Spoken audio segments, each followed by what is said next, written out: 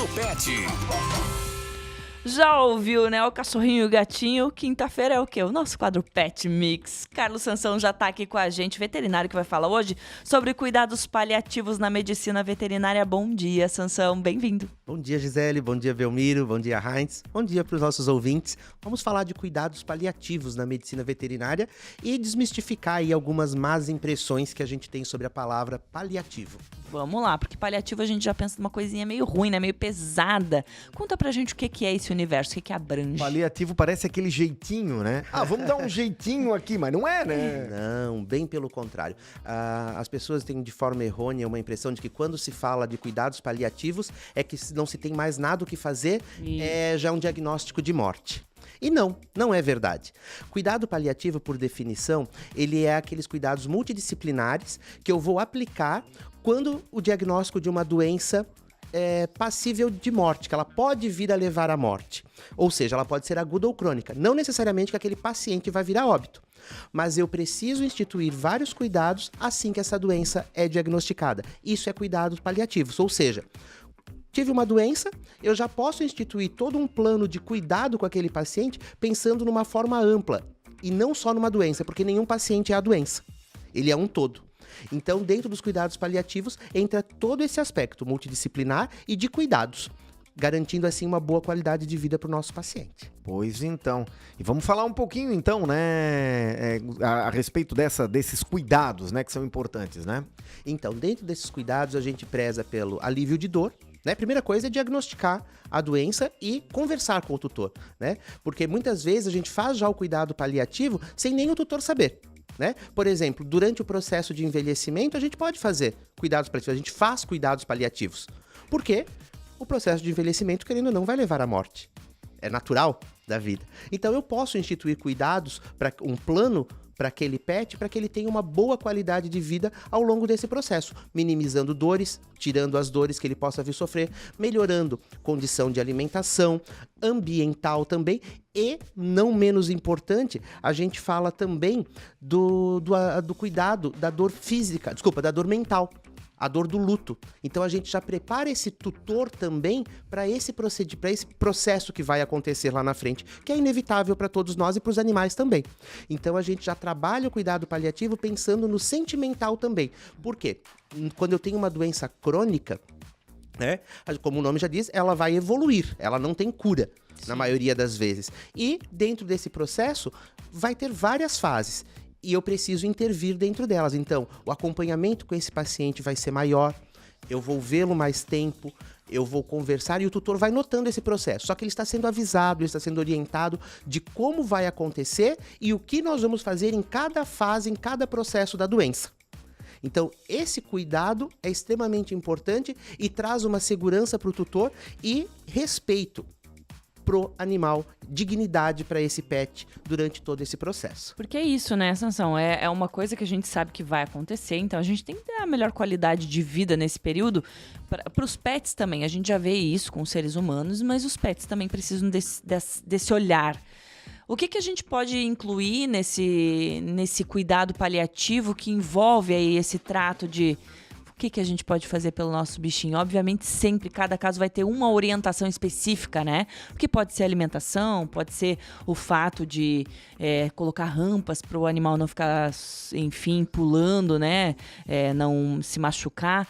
O que envolve, então, esses cuidados? Então, Gi, prática. Na prática, esses cuidados envolvem desde enriquecimento ambiental, que a gente já viu aqui. Um exemplo, quando eu tenho um pet com disfunção cognitiva, que ele começa a perder, né, funções sensoriais, ele começa a ter alterações de comportamento dentro do ambiente, eu vou estimulá-lo com brinquedos, com alimentação, para que esse pet tenha, dentro daquele entorno, uma distração, para que melhore essas funções, claro que com medicações, controle de dor. Então, uma das formas é essa, adaptar a casa à necessidade daquele pet daquele momento. Por quê?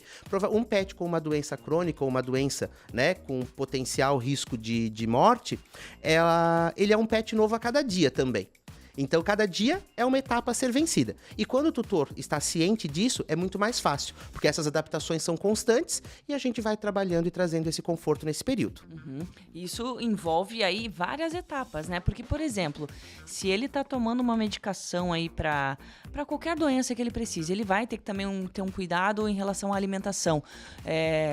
Por exemplo, não pode mastigar. Você vai ter que ter esse cuidado também. Exatamente, tem que ter esse cuidado. E uma coisa importante, quando a gente fala cuidado paliativo, não quer dizer que não tem mais o que se fazer, ou não precisa mais fazer exame com aquele pet. Não, é só deixar ele lá no cantinho. Antigamente, sim, né? Até hoje ainda eu recebo alguns diagnósticos. Não tem mais o que fazer por ele. Não.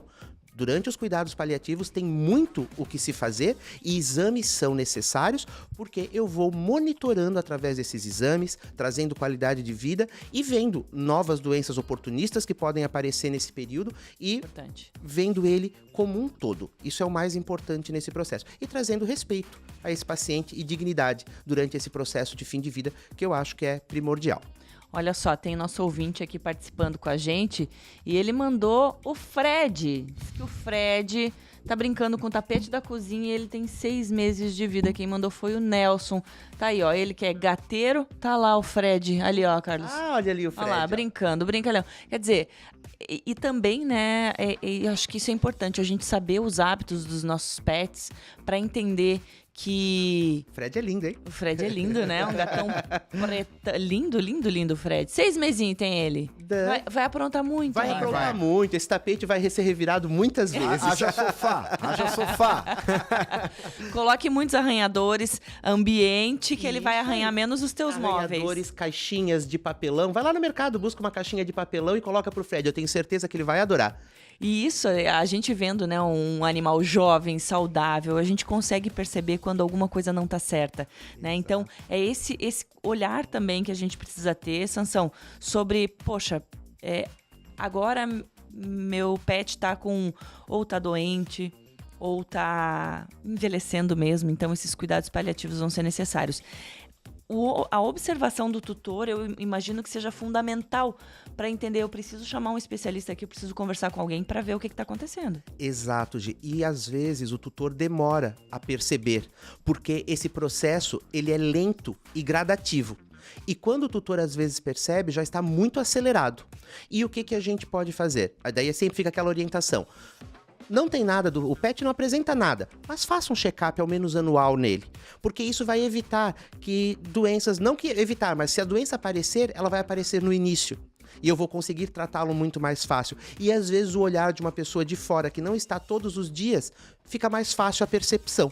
Então a minha dica para os nossos ouvintes de hoje seria, faça check-ups regulares com seu pet, para que quando a doença chegar, se ela chegar, a gente tenha tempo hábil para tentar reverter ou trazer qualidade de vida durante esse processo para o pet. Isso é muito importante. E o que a gente menos quer é que ele sinta dor, né? Com certeza. Dor é inadmissível, né? É verdade. Ô Sansão, tu chegou a pegar a época, mudando um pouco de assunto agora, do ARV, do Plano Real, ou não é? Eu era novinho, peguei ali mais no final, mas meus pais passaram um cortado, viu? É verdade, viu? Até a dona Estela tá aqui e ela tá comentando, Belmiro, não são boas recordações a época do Plano Real. Como uma conversa dessas vai trazendo experiências na nossa cabeça, é impressionante. A gente conversou agora há pouco, né? Com o professor da FURB, ele falava, olha, e a gente vai puxando na memória. Que loucura, né? Exatamente. Que loucura. Mas só pra complementar, né? E pra mandar um abraço aqui pra dona Estela que tá participando conosco. Abraço, dona Estela. Tempos que a gente não tem saudade, né? E olha, voltando aqui pro Fred, o Nelson falou que ele adora uma caixa de papelão. Olha aí, ó. E é um ótimo brinquedo, é um ótimo enriquecimento ambiental e custo zero, né? Custo zero. Maravilhoso. Gente, é muito engraçado. Tem uma caixa, você comprou qualquer coisa, tem uma caixa, eles já estão rodeando, quando você vê tem um gato dentro. Isso aí. É sensacional. Sansão, obrigada pela tua participação aqui no nosso Jornal da Mix, sempre trazendo muita informação sobre o universo dos nossos pets, pra gente cuidar melhor deles. Obrigado. Até semana que vem. Jornal da Mix. Oferecimento. Toyota agora é Barigui Tarpan, a sua concessionária Toyota para Blumenau e Rio do Sul. E Rede Cooper 80 anos. É nos encontros que a vida acontece. Mix!